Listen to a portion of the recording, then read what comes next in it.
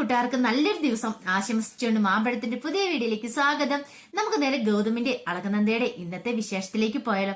ഇന്നത്തെ വിശേഷത്തിൽ കാണിച്ചിരിക്കുന്ന തന്റെ നിസ്സഹായ അവസ്ഥയൊക്കെ മഹേശ്വരൻ നന്ദയോട് പറയുകയാണ്. നന്ദയ്ക്ക് മനസ്സിലായി അച്ഛനെ പിങ്കി ബ്ലാക്ക് മെയിൽ ചെയ്ത് വെച്ചിരിക്കുന്ന കാര്യങ്ങളല്ല. എല്ലാം കേട്ട് കഴിഞ്ഞപ്പോ നന്ദ പറഞ്ഞു, അച്ഛൻ വിഷമിക്കണ്ട, ഞാൻ ഈ കാര്യങ്ങളൊന്നും ആരോടും തുറന്നു പറയാൻ പോകുന്നില്ല, അച്ഛന് ധൈര്യമായിട്ടിരിക്കാന്ന് പറയണം. ഇത് കേട്ട മഹേശ്വരൻ പറഞ്ഞു, എനിക്ക് ഗാഥേനെ അംഗീകരിക്കാൻ ബുദ്ധിമുട്ടുണ്ടായിട്ടില്ല, എനിക്ക് അവളോട് സ്നേഹമുണ്ട്, അവളെ എനിക്ക് എന്നെ നെഞ്ചോട് ചേർത്ത് പിടിക്കണമെന്നുണ്ട്, ഞാൻ അവളുടെ അച്ഛനല്ലേ. പക്ഷെ പലപ്പോഴും എനിക്കതിനെ കഴിയാറില്ല. ആ സാഹചര്യങ്ങളിലൊക്കെ എനിക്ക് മിണ്ടാതിരിക്കേണ്ടി വരുന്നുണ്ട്. നിനക്കറിയാലോ നന്ദമോളെ, എന്റെ അവസ്ഥ എന്താന്ന്. നന്ദ പറഞ്ഞു, എനിക്കറിയാം അച്ഛാ, അതൊന്നും സാരമില്ല, അച്ഛൻ അതൊന്നും ഓർത്ത് വിഷമിക്കണ്ട. പക്ഷെ ഒരു കാര്യമുണ്ട്, നന്ദേനെ ഇവിടുന്ന് പെട്ടെന്ന് പറഞ്ഞു വിടാൻ പറ്റില്ല. അച്ഛനെ അറിയാലോ അവളുടെ അവസ്ഥ, ഇവിടുന്ന് ഇറക്കി വിട്ടിട്ടുണ്ടെങ്കിൽ അവൾക്ക് എന്താ സംഭവിക്കാൻ പോകുന്നൊക്കെ.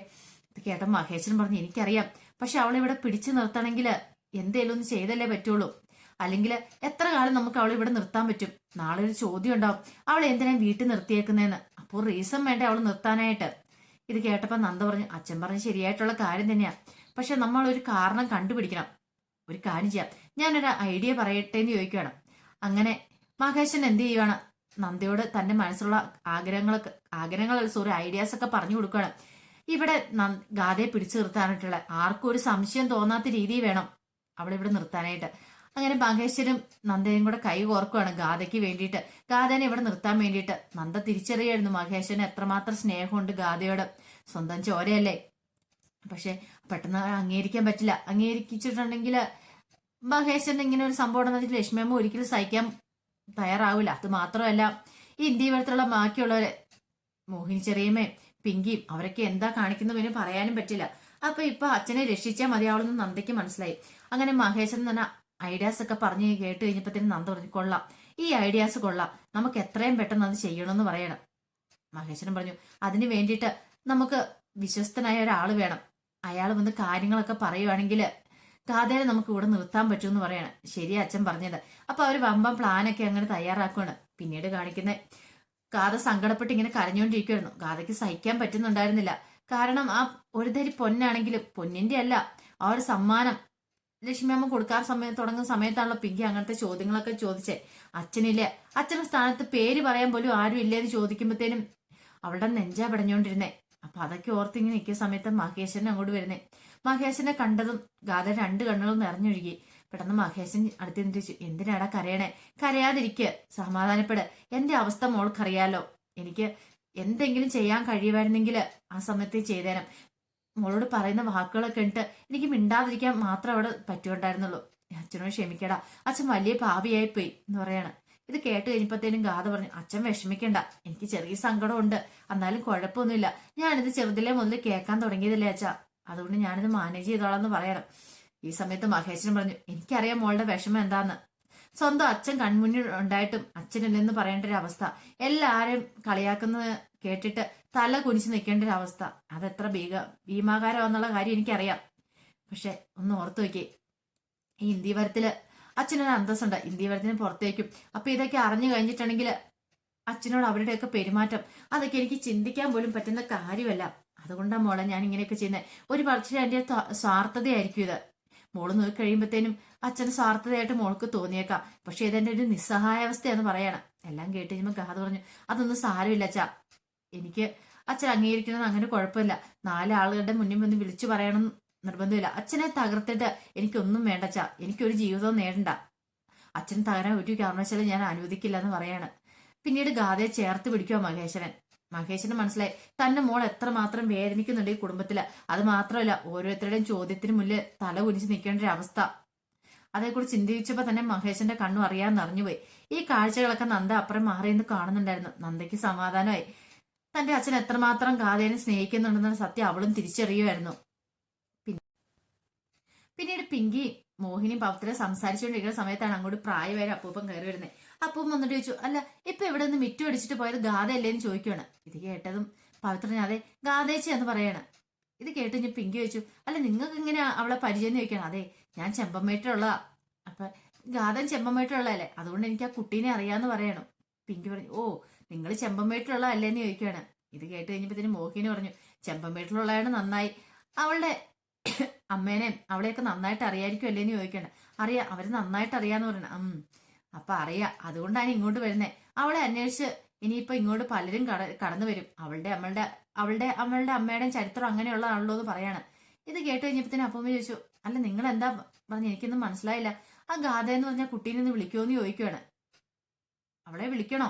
ശരി ശരി, അവളെ വിളിച്ചേക്കാന്ന് പറയണേ. ഈ സമയത്ത് മഹേശ്വരൻ അങ്ങോട്ട് കടന്നു വരുന്നേ.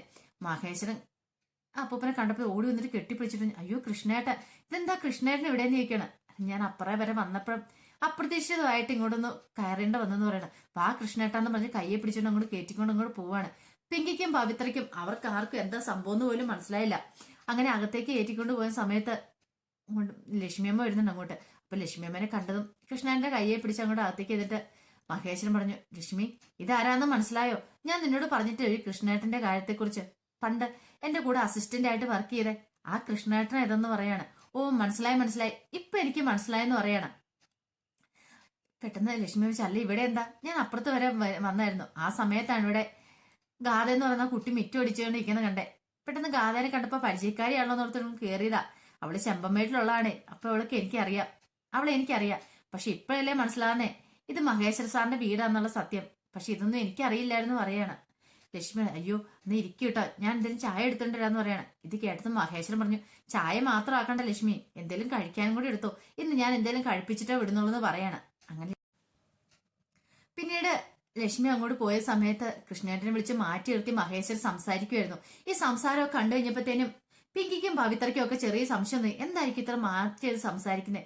എന്തോ കാര്യമായിട്ട് സംസാരിക്കുന്നുണ്ട്, പക്ഷെ ഒന്നും കേൾക്കാൻ അങ്ങോട്ട് പറ്റുന്നില്ല. ഈ സമയത്ത് ഗാഥയും നന്ദയും കൂടെ അങ്ങ് വന്നത്.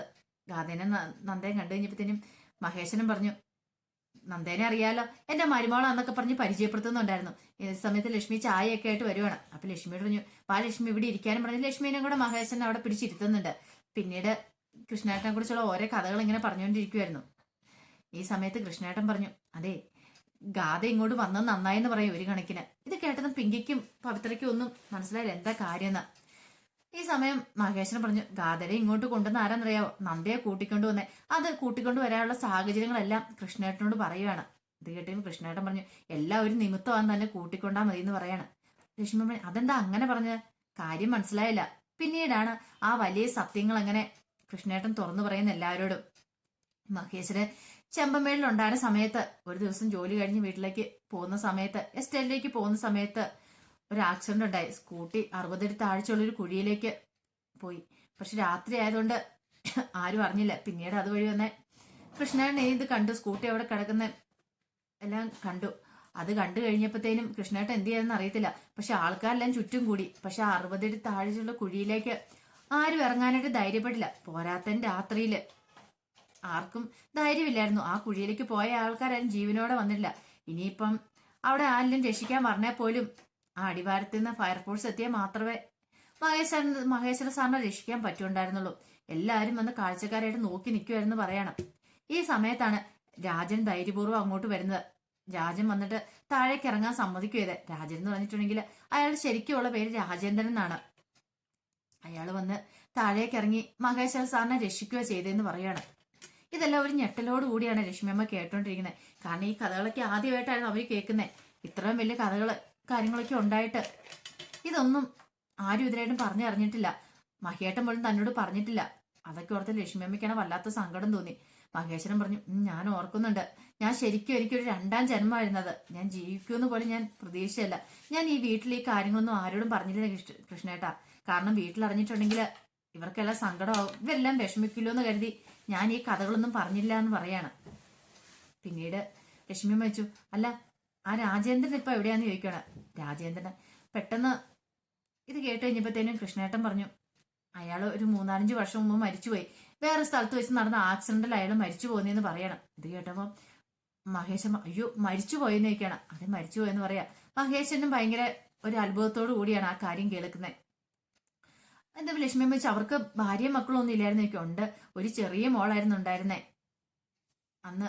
പണ്ട് മഹേശ്വരൻ പറഞ്ഞു, ശരിയാ ഞാൻ ഓർക്കുന്നുണ്ട്. ഞാൻ കാണുന്ന സമയത്ത് അവളൊരു കുഞ്ഞു മോളായിരുന്നു. കാരണം എന്നെ രക്ഷിച്ചതിന് ശേഷം ഞാൻ അവരുടെ വീട്ടിലൊരു തവണ പോയിട്ടുണ്ടായിരുന്നു. പിന്നീട് കൃഷ്ണേട്ടൻ പറഞ്ഞു, ആ ചെറിയ മോളാണ് ഇപ്പൊ ഇവിടെ നിൽക്കുന്ന ഈ ഗാഥ എന്ന് പറയുവാണ്. ഇത് കേട്ടത് എല്ലാവരും ഒരു നിമിഷം ഞെട്ടിത്തെരിച്ച് നോക്കുവാണ്. ഇതെന്താ അത്ഭുതമാണെന്നുള്ള രീതിയിൽ ഇത് കേട്ടതും മഹേശ്വരൻ പതുക്കെ അങ്ങ് ചാടി അങ്ങ് എഴുന്നേൽക്കുവാണ്. എന്നിട്ട് ഗാഥനെ പോയി കെട്ടിപ്പിടിച്ചിട്ട് പറഞ്ഞു, മോളെ നീയായിരുന്നു അത്, ഞാൻ അറിഞ്ഞിരുന്നില്ല കേട്ടോ നീയാന്നുള്ള കാര്യം. നിന്നെ ഞാൻ ചെറുതിലെ കണ്ടതല്ലേ, അന്ന് നിന്റെ അച്ഛൻ എന്നെ രക്ഷിച്ചതിന് ശേഷം ഞാൻ നിന്റെ വീട്ടിൽ വന്നിട്ടുണ്ടായിരുന്നു, അന്ന് കണ്ടതാ. അന്ന് കഷ്ടിച്ച് ഒരു 1-2 വയസ്സോ പ്രായം നിനക്കുണ്ടായിരുന്നുള്ളൂ. പക്ഷെ ഇപ്പൊ നീ ഇത്ര വലുതായാലും ഞാൻ അറിഞ്ഞിരുന്നില്ല എന്ന് പറഞ്ഞുകൊണ്ട് കെട്ടിപ്പിടിക്കുകയാണ്. അത് കണ്ടു കഴിഞ്ഞപ്പോഴത്തേനും തന്നെ നന്ദയിൽ ഒരു ചിരി വന്ന് നന്ദ പറഞ്ഞു, അപ്പൊ എല്ലാവരും നിമിത്തമായിരുന്നില്ലേ ഞാൻ അവിടെ വെച്ച് ബാലാജിയുടെ പിടിയിൽ നിന്ന് നന്ദേനെ ഇങ്ങോട്ട് ഗാഥനെ ഇങ്ങോട്ട് കൂട്ടിക്കൊണ്ട് വരാനും ഇവിടെ നിർത്താനും ഒക്കെ തോന്നിയത്. കൃഷ്ണേട്ടൻ പറഞ്ഞു, ഒരു പുണ്യ കാര്യമാണ് ചെയ്തത്. കാരണം അവര് കഷ്ടപ്പെട്ടാലും ജീവിച്ചുകൊണ്ടിരിക്കുന്നത്. അവരുടെ അമ്മയാണെങ്കിലും വളരെയധികം കഷ്ടപ്പെട്ടാ ജീവിച്ച് മോളെ വളർത്താനായിട്ട് ആടിനെയും കന്നുകാലിനെയും ഒക്കെ വളർത്തിയാ ജീവിച്ചുകൊണ്ട് വന്നുകൊണ്ടിരുന്നത്. ഈ സമയത്ത് ഈ മോൾക്കൊരു ആശ്വാസമാകാൻ പറ്റിയത് മോളൊരു നല്ല കാര്യം തന്നെ ചെയ്തതെന്നൊക്കെ പറയുന്നുണ്ടായിരുന്നു. എല്ലാം കേട്ട് കഴിഞ്ഞപ്പോഴത്തേനും കിളിപോയ അവസ്ഥയില് പിങ്കിയും മോഹിനിയും പവിത്രയൊക്കെ നിൽക്കുകയാണ്. അപ്പൊ അതിന്റെ വിശേഷങ്ങളൊക്കെ എന്ന് കണ്ടത്. ഇതിന്റെ ബാക്കി വിശേഷങ്ങളുമായിട്ട് വൈകുന്നേരത്തെ പ്രൊമോയി വരാട്ടോ. ഒരിക്കൽ കൂടി എല്ലാവർക്കും നല്ലൊരു ദിവസം ആശംസിച്ചുകൊണ്ട് നിർത്തുന്നു. നന്ദി.